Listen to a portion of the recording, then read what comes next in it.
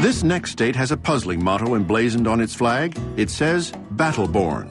Yet no major battle was ever fought on its territory. That's next on The States. This state entered the Union in the midst of the Civil War, just over a year after the terrible battle at Gettysburg. Thus, their motto, "Battle-born." Greetings from Nevada, the 36th state to join the Union, which it did on Halloween, 1864. It has 2.5 million residents, making it the 35th most populous state.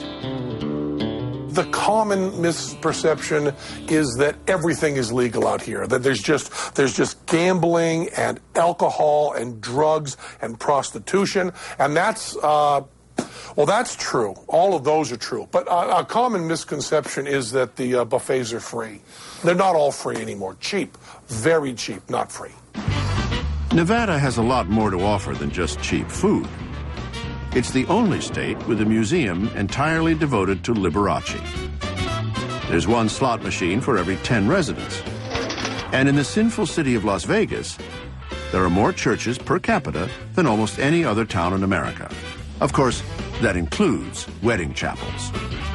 More of Nevada land is owned by the federal government than any other state, 84.5%. Much of it is inhospitable desert, where nearly 1,000 nuclear weapons tests were once conducted. But the lack of private land hasn't cramped the state's independent spirit.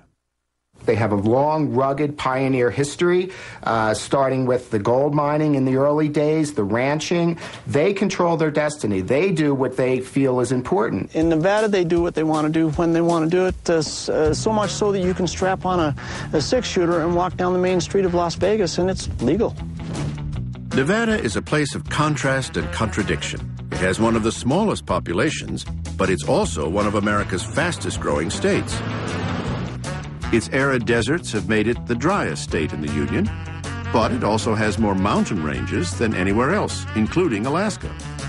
Nevada actually means snow-capped in Spanish, but in English, most out-of-staters have trouble pronouncing its name. People mispronounce our state name all the time. You get the Nevada. That is like potato or patata. It's kind of like tomato and tomato. It is Nevada. Nevada. Need proof? Check out the new specialty state license plate that actually shows the name with a phonetic spelling. Nevada is often called the Silver State, the perfect name for a place that's built on gambling money, over $10 billion in taxable income each year. But the Silver State was also built on gold mining. A lot of people don't realize, even Nevadans don't realize, that Nevada is the third largest gold-producing region in the world, behind South Africa, which is 1, and Australia, which is 2. Just about 10 million ounces of the precious metal were mined in Nevada in 2005, valued at more than $3 billion. So much of this state seems larger than life, like Hoover Dam. It took 21,000 men and 5 years to build, yet it came in 2 years ahead of schedule. At 726 feet, it's 171 feet taller than the Washington Monument in D.C. The dam is filled with 3.25 million cubic yards of concrete. That's enough to pave a standard 2-lane highway from New York all the way to San Francisco. Despite Nevada's wide open and empty spaces, 95% of its population is crammed into just 19% of the state's territory. The areas that make up metropolitan Reno, Carson City, and Las Vegas. Since the early 1990s, Greater Las Vegas has boomed.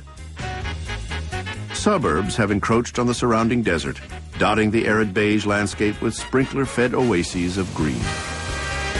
The growth is staggering. A new home is built every 9 hours. 60 new streets are paved every month. The massive building boom that's accompanied the influx of newcomers even prompted the governor to suggest that the state bird should be changed to the construction crane.